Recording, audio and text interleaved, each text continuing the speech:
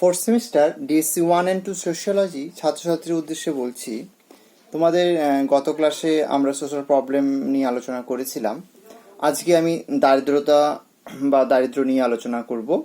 তো দারিদ্রের ধারণা কি, মানে দারিদ্রটা কি, কাকে বলে, এই ধারণা আলোচনা করব। তারপরে আপেক্ষিক দারিদ্র এবং চরম দারিদ্র কি সেটাও আলোচনা করব। এবং ভারতের দারিদ্রের পরিমাপ, মানে measurement of poverty in India, এটা আমরা আলোচনা করব। এবং ভারতের দারিদ্রের চিত্র, মানে কি চিত্র রয়েছে সেটা আমরা আলোচনা করব। তো আজকে আমরা দারিদ্র নিয়ে যখন আলোচনা করব, তো দারিদ্র কোথায় দেখা যায়? মানুষের মধ্যে। অর্থাৎ সমাজতত্ত্ব কি নিয়ে আলোচনা করে? মানুষ নিয়ে আলোচনা করে, তাই তো? তো আমরা আজকে সমাজে বসবাসরত ব্যক্তিবর্গের একটা দিক দারিদ্রতা, সেটা নিয়ে আমরা আলোচনা করব। তোমরা প্রত্যেকে ভিডিওটি দেখবে। এই ভিডিও লেকচারটির মাধ্যমে তোমরা যা যা নোট ডাউন করা দরকার তোমরা করে রাখবে। আশা করি তোমরা এই ভিডিওটির মাধ্যমে তোমাদের অবশ্যই এই টপিকটা সম্বন্ধে তোমাদের উপকৃত তোমরা হবে। তো দারিদ্র কি বা ধারণা আমরা আলোচনা করি। ভারতের সামাজিক সমস্যাগুলির মধ্যে অন্যতম এক সামাজিক সমস্যা হলো দারিদ্র হলো একটি অবস্থা, বা যাকে আমরা কন্ডিশন বা সিচুয়েশন বলতে পারি, যে অবস্থায় কোনো ব্যক্তি তার ন্যূনতম দৈহিক ও মানসিক চাহিদা যথার্থ পূরণে ব্যর্থ হয়ে অভাবের মধ্যে দিন কাটায়। অর্থাৎ দৈহিক এবং মানসিক চাহিদা, মানুষের বেঁচে থাকার জন্য যেসব চাহিদা দরকার, সেই সব চাহিদা পূরণ হয় মূলত আমাদের অর্থের উপর ভিত্তি করে। এবং এই অর্থের উপর ভিত্তি করেই, বা অর্থের যোগান ঠিক মতো না থাকলে, বা উপার্জন যদি মানুষের মধ্যে ঠিক না থাকে, মানুষ কিভাবে দরিদ্রে পরিণত হয় বা দারিদ্রতা দেখা যায় সমাজে, সেটাই আমরা আলোচনা করছি। তাই বলছে যে মানসিক এবং দৈহিক চাহিদা যথার্থ পূরণের ব্যর্থ হয়ে অভাবের দিন কাটায় অনেক লোক। অর্থাৎ কোনো ব্যক্তি সুস্থ জীবন ধারণের জন্য যে পরিমাণ আয় বা অর্থ প্রয়োজন, সেই পরিমাণ অর্থ সে যদি না পায়, তবে তাকে দারিদ্র্যের শিকার বা দরিদ্র বলা হয়।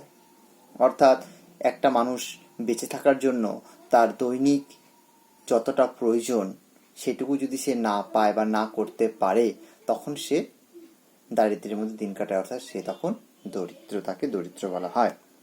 সহজভাবে বলতে গেলে কোনো ব্যক্তি নিম্নতর জীবনযাত্রাকে তার দারিদ্র বলা হয়। এক্ষেত্রে সে তার প্রয়োজনীয় চাহিদাগুলি পূরণে ব্যর্থ হয়।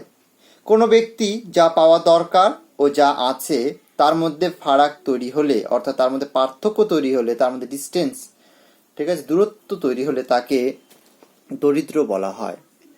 উদাহরণস্বরূপ, কোনো ব্যক্তি যদি সুস্থভাবে খেয়ে পড়ে বেঁচে থাকার জন্য ন্যূনতম মাসিক 400 টাকা লাগে, সেক্ষেত্রে তার আয় যদি ওই টাকার চেয়ে কম হয়, তবে তাকে দরিদ্র বলা হবে, বা তার অবস্থাকে দারিদ্র বলা হবে। সেই ব্যক্তি দরিদ্রের মধ্যে দিন কাটবে, সেই ব্যক্তি হচ্ছে দরিদ্র, অর্থাৎ সে দারিদ্র, তার মধ্যে দিন কাটাচ্ছে। ব্যক্তি ন্যূনতম চাহিদা পূরণে অসমর্থ আর্থিক অবস্থা ব্যক্তির দারিদ্র্যের দ্যোতক। সমাজতাত্ত্বিক গর্ডার্ড এর মতে, দারিদ্র্য হলো সেই সকল জিনিসের অপর্যাপ্ত যোগান, যে জিনিসগুলো কোনো ব্যক্তি নিজের ও তার উপর নির্ভরশীল ব্যক্তিদের স্বাস্থ্য ও প্রাণশক্তি রক্ষার জন্য অত্যন্ত প্রয়োজনীয়। তাকে আমরা বলতে পারি দারিদ্র। যদি কোনো ব্যক্তি পর্যাপ্ত চাহিদা, যেটুকু মানুষের চাহিদা, সেটা যদি পর্যাপ্ত পরিমাণে না পূরণ করতে পারে, তার নিম্নে থাকে, তখন তাকে আমরা বলবো সেই ব্যক্তি দারিদ্রতার মধ্যে দিন কাটাচ্ছে, অর্থাৎ সেই ব্যক্তি হচ্ছে দরিদ্র। দারিদ্র বিষয়টি একটি আপেক্ষিক ধারণা। দারিদ্রকে মাপা হয় কোনো একটি নির্দিষ্ট সময়ে কোনো একটি সমাজের জীবনযাত্রার মান ও সম্পদের পরিপ্রেক্ষিতে। প্রত্যেকটা দেখবে যে প্রত্যেক সমাজের কিন্তু জীবনযাত্রার মান ও সম্পদের সম্পদের পরিমাণের একটা বিস্তর পার্থক্য রয়েছে। যার উপর ভিত্তি করে এক একটা সমাজে এক এক রকম দারিদ্রতা আমরা কিন্তু দেখতে পারি। বা দরিদ্রের যে জীবনযাপন কাটায় এক একটা ব্যক্তি, তার ন্যূনতম চাহিদা কতটা থাকে, সেই চাহিদার পরিমাপ অর্থাৎ অর্থের যোগানটা, অর্থাৎ কতটা অর্থের প্রয়োজন হয়, সেটা কিন্তু দেশকাল ভেদে সেটা ভিন্ন ভিন্ন প্রকৃতি হয়ে থাকে। এটি বিভিন্ন সমাজের ক্ষেত্রে বিভিন্ন রকম হয়। মোটামুটি 3টি দৃষ্টিভঙ্গিতে দারিদ্র নামক অবস্থাটি বোঝা যায়। 1 নাম্বার, অর্থাৎ প্রথমত, কোনো মানুষের বেঁচে থাকার জন্য বা জীবন ধারণের জন্য যতটা পরিমাণ টাকা লাগে বা টাকার প্রয়োজন হয় তার পরিমাণের পরিপ্রেক্ষিতে, অর্থাৎ অর্থের পরিমাণের পরিপ্রেক্ষিতে দারিদ্রতা মাপা যায়। দ্বিতীয়ত, কোনো একটি সময় কোনো স্থানের সমাজের ন্যূনতম জীবন ধারণ স্তর এবং জীবনযাত্রার মানের চেয়ে নিম্নে অবস্থিত জীবনযাপনের পরিপ্রেক্ষিতে এই দারিদ্রতা মাপা যায়। অর্থাৎ একটা নির্দিষ্ট একটা স্থানে বা একটা জায়গায় বা একটা এরিয়ায় সমাজের ন্যূনতম জীবন ধারণের স্তর, সমাজে প্রত্যেকটা স্তরের মধ্যে সব থেকে নিম্নতম স্তরে যারা জীবন ধারণ করে এবং জীবনযাত্রার মানের চেয়ে নিম্নে অবস্থিত জীবনযাপনের পরিপ্রেক্ষিতে, অর্থাৎ যতটুকু প্রয়োজন সেটুকু না থাকলে, তার থেকে কম থাকলে একদম নিম্নে, মানে খুবই কম যাদের জীবন যাপন করছে তাদের পরিপ্রেক্ষিতে এই দারিদ্রতা নির্ণয় বা মাপ করা যায়। তৃতীয়ত, সমাজে কিছু সংখ্যক মানুষের ভালো অবস্থা মধ্যে থাকা ও বৃহত্তর অংশে বঞ্চিত হয়ে খারাপ অবস্থায় থাকার মধ্যে তুলনায় পরিপ্রেক্ষিতে, অর্থাৎ 2 দল, 1 ধনী, 2 দরিদ্র, এই দুটো ভাগের মধ্যেই কি হয়, এই দারিদ্রতা মাপা যায়। প্রথম দুটি দৃষ্টিভঙ্গিকে দারিদ্র্যের অর্থনৈতিক ধারণা ও তৃতীয়টিকে সামাজিক ধারণা হিসেবে ধরা হয়। অর্থাৎ অর্থনৈতিক ধারণা হিসেবে প্রথম দুটো এবং তৃতীয়টিকে সামাজিক ধারণা হিসেবে ধরা হয়। এক্ষেত্রে তৃতীয় দৃষ্টিভঙ্গিটি দারিদ্র্যকে আপেক্ষিকতা ও অসাম্যের উপর নির্ভর করে বিচার করে। এবার আপেক্ষিক দারিদ্রতা কি ও চরম দারিদ্রতা কি আমরা কিন্তু আলোচনা করব। আমরা আগেই বললাম এক্ষুনি যে দারিদ্র্যের বিষয়টি একটি আপেক্ষিক ধারণা, কারণ দারিদ্র্য বিষয়টি কোনো সমাজের জীবনযাত্রার মানের উপর নির্ভরশীল। এই মান সমস্ত সমাজে একই প্রকার নয়, বিভিন্ন সমাজে বিভিন্ন রকম। দারিদ্র্যের আলোচনায় 2টি বিষয়কে প্রাধান্য দেওয়া উচিত বা দেওয়া হয়, 1 আপেক্ষিক দারিদ্র্য এবং 2 চরম দারিদ্র্য। চরম দারিদ্র্য কি? চরম দারিদ্র্যের বিষয়টি একটি অর্থনৈতিক ধারণা। এই ধারণা অনুযায়ী একজন ব্যক্তি যখন তার উপর নির্ভরশীল পরিবারের অন্যান্য সদস্যদের প্রাথমিক দৈহিক চাহিদাসমূহ, যেমন খাদ্য, বস্ত্র, বাসস্থান, স্বাস্থ্য প্রভৃতি পূরণে অসমর্থ হয়, তখন তার সেই অবস্থাকে চরম দারিদ্র্য বলা হয়।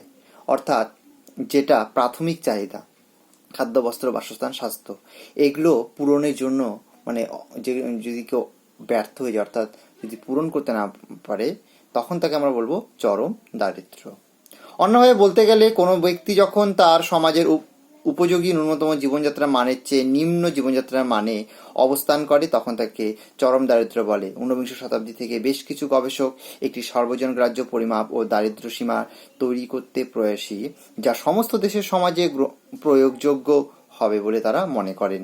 তবে এ জাতীয় পরিমাপদণ্ড আজও ঠিক করা যায়নি, অর্থাৎ চরম দারিদ্র্যের সূচক সর্বজনগ্রাহ্য কোনো মাপকাঠি নির্ণীত এখনো হয়নি। এ কারণ একাধিক, অনেকগুলো কারণ রয়েছে। অনেকে মনে করেন শুধুমাত্র প্রাথমিক দৈহিক চাহিদার উপর নির্ভর করে ন্যূনতম জীবন ধারণের মান নির্ণয় করা ঠিক নয়। এর পাশাপাশি প্রাথমিক সাংস্কৃতিক চাহিদার বিষয়টিও অন্তর্ভুক্ত হওয়া উচিত।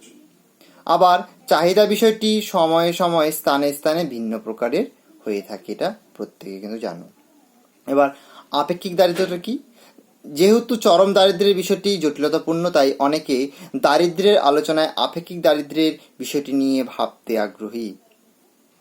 অর্থাৎ আপেক্ষিক দারিদ্র্যের ধারণা অনুযায়ী কোনো ব্যক্তি তার সমাজের অন্যান্যদের তুলনায় দরিদ্র, অর্থাৎ অন্যান্যদের জীবন ধারণার তুলনায় তার জীবনযাত্রার মান নিম্নে অবস্থিত। অর্থাৎ দেখবে সমাজে বিভিন্ন স্তরের উচ্চ, মধ্য এবং নিম্ন স্তরে যে মানুষ রয়েছে, তারা কি হয়, এই 3টি স্তরের মধ্যে যখন নিজেকে কম্পেয়ার করে, তো সেই সময় এই আপেক্ষিক দারিদ্রতা দেখা যায়। অর্থাৎ এই বিষয়টি দারিদ্র্যের সামাজিক ধারণাকে প্রশ্রয় দেয়।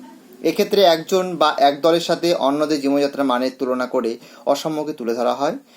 সাধারণত দেখা যায় কোনো সমাজের কিছু মানুষ খুব সচ্ছল বা প্রাচুর্যের মধ্যে দিন কাটান, অন্যদিকে ওই সমাজের বৃহদাংশ অসচ্ছল অবস্থায় জীবন অতিবাহিত করেন। আপেক্ষিক দারিদ্র্যের সংজ্ঞা অনুযায়ী ওই বৃহৎ অংশের অসচ্ছলতাকে দারিদ্র্য হিসেবে বর্ণনা করা হয়।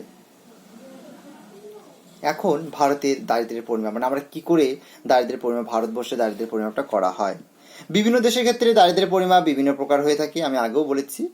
ভারতবর্ষে 1979 সালে গঠিত টাস্ক ফোর্স, মানে অর্থাৎ ভারতবর্ষে টাস্ক ফোর্স গঠিত হয় 1979 সালে, দারিদ্র্য সীমা নির্ধারণ করে এইভাবে যে, অর্থাৎ 1979 সালে টাস্ক ফোর্স ভারতবর্ষে দারিদ্র্যের নির্ধারণ করে দারিদ্র্য সীমা, যে গ্রামীণ ক্ষেত্রে একজন প্রাপ্তবয়স্কের প্রত্যহ 2400 ক্যালোরি শক্তি ও শহরাঞ্চলে ওই পরিমাপ 2100 ক্যালোরি শক্তির প্রয়োজন। অর্থাৎ আমরা খাদ্যের এখানে মানে বলছে 2400 ক্যালোরি শক্তি এবং শহরাঞ্চলে হচ্ছে 2100 ক্যালোরি শক্তির প্রয়োজন। এর নিচে অবস্থিত ব্যক্তিবর্গকে অপুষ্টি শিকার বা অন্যভাবে দরিদ্র বলা হতো। অর্থাৎ আমরা আমাদের যদি শারীরিক মানে আমাদের যে শারীরিক এবং দৈহিক চাহিদা যেটাকে বলবো, অর্থাৎ কোনটা আমাদের বেসিক নিড, ঠিক আছে, যেটা অন্ন, বস্ত্র, খাদ্য, বাসস্থান, এগুলো যে আমাদের দরকার, তাহলে অন্নটা কি আমাদের শরীরের চাহিদাটা মিটাচ্ছে, খিদাটা মিটাচ্ছে।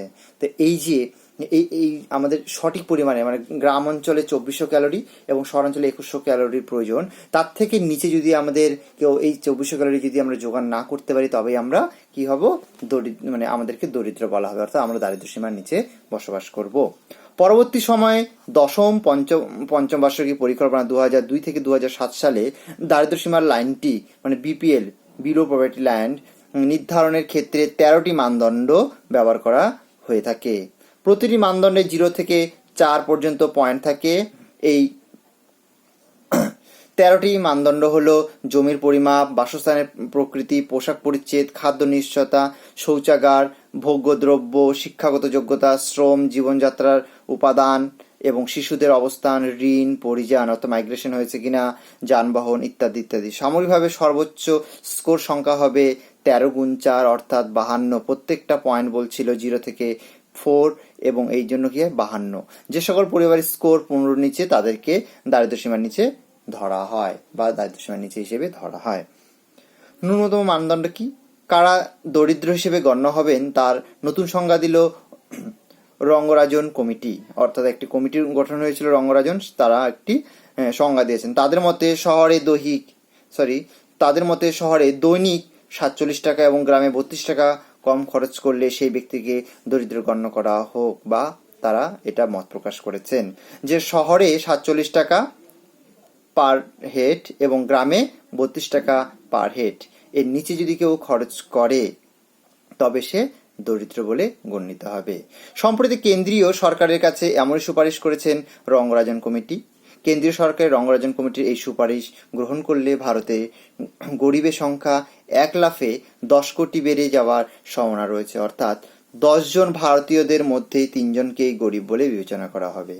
কমিটির মধ্যে 2011-12 আর্থিক বছরে মোট জনসংখ্যার 29.5% মানুষই হচ্ছে দরিদ্র। এর আগে তেন্ডুলকর কমিটি 2011 সালে জানিয়েছিলেন প্রতিদিন যারা শহরে 33 টাকা এবং গ্রামে 27 টাকার কম খরচ করেন তাদের গরিব বলা হবে। পরে রিজার্ভ ব্যাংক অফ ইন্ডিয়া সাবেক গভর্নর ও প্রধানমন্ত্রীর অর্থনৈতিক উপদেষ্টা পরিষদের চেয়ারম্যান সি রঙ্গরাজনের নেতৃত্বে একটি কমিটি গঠন করা হয়। তেন্ডুলকর কমিটির সুপারিশ পুনর্বিবেচনা করার দায়িত্ব দেওয়া হয় ওই কমিটিকে, অর্থাৎ রঙ্গরাজন কমিটি। তেন্ডুলকর কমিটির সেই সুপারিশ খারিজ করে রঙ্গরাজন কমিটি। রঙ্গরাজন কমিটির হিসেব অনুযায়ী শহরে কোনো ব্যক্তি যদি মাসে 1460 টাকা কম খরচ করে তাহলে সে দরিদ্র বলে গণ্যিত হবে, আর গ্রামে মাসে 972 টাকা কম খরচ করলে ওই ব্যক্তিকে দরিদ্রের শ্রেণীতে রেখেছেন রঙ্গরাজন এই কমিটি। তাহলে আমরা বলতে পারি যে 1460 টাকা মানে 1407 1407 টাকার কম যদি খরচ করে কোনো ব্যক্তি শহরে, সেই ব্যক্তিকে কি করা হবে, তাহলে কিন্তু আমরা দরিদ্র হিসেবে মানে গণ্য করা হবে। এবং শহরে যেটা গ্রামে 972 টাকা। ভারতে দারিদ্র্যের চিত্রটা কি রয়েছে সেটা আমরা আলোচনা করব। যদিও ভারতবর্ষ একটি উন্নতশীল দেশ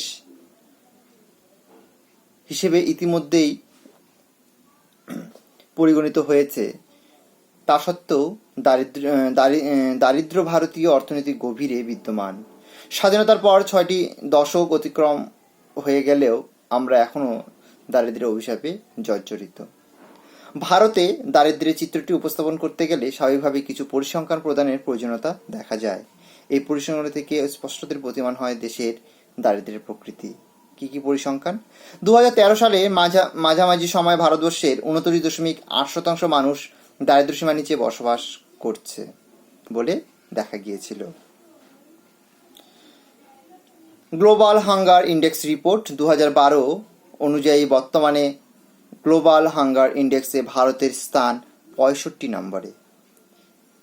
কম ওজনের শিশুদের, অর্থাৎ 0 থেকে 5 বছরের যে শিশু রয়েছে তালিকায় ভারতের স্থান সবার প্রথমে। অর্থাৎ 0 থেকে 5 বছরে শিশুদের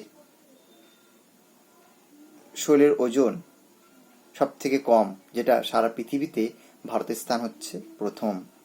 সারা বিশ্বের প্রতি পঞ্চম ব্যক্তি অর্থাৎ এবং প্রতি তৃতীয় দরিদ্র ব্যক্তি একজন ভারতীয়। অর্থাৎ সারা বিশ্বের প্রতি পঞ্চম ব্যক্তি এবং প্রতি তৃতীয় ব্যক্তি দরিদ্র ব্যক্তি একজন ভারতীয়। পঞ্চম ব্যক্তি এবং তৃতীয় ব্যক্তি, এই দরিদ্র ব্যক্তিরাই ভারতের একজন ভারতীয়, অর্থাৎ ভারতের বসবাসকারী ব্যক্তিবর্গ ভারতীয়রা। আন্তর্জাতিক দারিদ্র্যসীমা রেখা ইন্টারন্যাশনাল পভার্টি লাইন অনুযায়ী 32.7% ভারতীয় দারিদ্র্যসীমার নিচে বসবাস করেন। ভারতে প্রায় 50% ব্যক্তি অর্থনৈতিক উপাদানের প্রায় কিছুই দিতে অক্ষম। প্রতি 5 জন যুবকের একজন বেকার এবং প্রতি 4 জন কৃষকের একজন চরম দারিদ্র্যের শিকার। অর্থাৎ ভারতবর্ষের প্রতি 5 জন যুবকের মধ্যে একজন বেকার, আর প্রতি 4 জন কৃষকের মধ্যে একজন কৃষক দারিদ্র্যের শিকার, চরম দারিদ্র্যের শিকার। ইউনিসেফ UNICEF ইন্ডিয়ান স্ট্যাটিস্টিক্স অনুযায়ী ভারতে 24.66 কোটি পরিবারের মধ্যে 46.9% শৌচাগার আছে, 3.2% পাবলিক টয়লেট ভরসা করে এবং 49.9% পরিবারের কোনো শৌচাগার নেই। মাত্র 32% পরিবার পরিশ্রুত পানীয় জল ব্যবহার করেন। এর মধ্যে 17% পরিবারকে গ্রামাঞ্চলে 500 মিটার ও শহরাঞ্চলে 100 মিটার দূর থেকে পানীয় জল সংগ্রহ করতে হয়। ভারতবর্ষে 2.5 কোটি মানুষ সম্পূর্ণ অনাথ। 18% মানুষের কোনো সম্পত্তি নেই।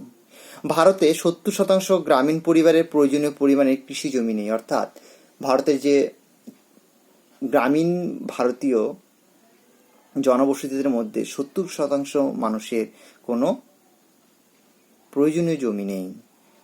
গ্রামীণ মোট আয়ের প্রায় 42% গ্রামের উচ্চতর ধনী ব্যক্তিগণ ভোগ করেন এবং বাকি 58% আয় দরিদ্র 25% মানুষ পেয়ে থাকেন। অর্থাৎ গ্রামীণ মোট আয়ের 42% গ্রামে উচ্চতর ধনী ব্যক্তি ভোগ করেন ও বাকি 58% আয় দরিদ্র 85% মানুষ পেয়ে থাকেন। ভারতের দারিদ্র্যের চিত্রটি পরিস্ফুটিত হয় আমাদের ঋণের পরিমাণ দেখে। এই পরিমাণটি বেশ উদ্বেগজনক। 26/8/2013-তে পি চিদম্বরের দেওয়া এক লিখিত বিবৃতিতে দেখা যায়, মার্চ 2013-তে ভারতের বৈদেশিক ঋণের পরিমাণ ছিল 390 বিলিয়ন মার্কিন ডলার বা 23,84,460 কোটি টাকা। মার্চ 2012-তে এটি ছিল 21,12,387 কোটি টাকা, বৃদ্ধির পরিমাণ 12.9%। ভারতের মোট জনসংখ্যা বর্তমানে প্রায় 130 কোটি পার হয়ে গেছে। যদি হয় তাহলে মাথাপিছু পরিমাণ প্রায় আমাদের এক একজনের মাথাপিছু ঋণের পরিমাণ আমাদের কিন্তু প্রায় 21,000 টাকার উপরে। বিষয়টি সত্যি উদ্বেগজনক। সম্প্রতি 2013 সালে 27 জুলাই ভারত সরকার যোজনা কমিশনের তথ্য অনুযায়ী ঘোষণা করেন যে ভারতে বর্তমানে দারিদ্র্যের পরিমাণ মোট জনসংখ্যার 21.9%। এই নিয়ে বিরোধী দলগুলি সোচ্চার হয়েছে। তাদের প্রশ্ন, যদি এত কম সংখ্যক মানুষ দরিদ্র হয় তবে সরকার ঘটা করে 67% মানুষের জন্য খাদ্য সুরক্ষা বিল আনছে কেন? সত্যি তো তাই, একটা প্রশ্ন থেকেই যায়। যদি আমাদের ভারতবর্ষে 21.9% মানুষ মানে দরিদ্র অর্থাৎ দারিদ্র সীমার নিচে বসবাস করে, তবে কেন সরকার 67% খাদ্য সুরক্ষা বিল আনছেন? মানে 67% মানুষের জন্য কিন্তু খাদ্য সুরক্ষা বিল আনছেন কেন? তাহলে তো 21.9% আনলেই চলে। ওয়াকিমহল সূত্রের বিশ্লেষণ, এই জাতীয় তথ্য প্রদান রাজনৈতিক স্বার্থসিদ্ধির কেবলমাত্র কৌশল মাত্র, আর কিচ্ছু নয়। নেক্সট আমরা যে ক্লাসে আলোচনা করব সেটা ভারতের দারিদ্র্যের কারণসমূহগুলো আমরা আলোচনা করব। তোমরা অবশ্যই ভিডিও লেকচারটি শুনবে। আশা করি তোমাদের বুঝতে কোনো অসুবিধা হবে না। যদি কোনো অসুবিধা হয় তোমরা অবশ্যই বলবে। নেক্সট ক্লাসে আমরা এই বিষয়টি নিয়ে আরও আলোচনা করব।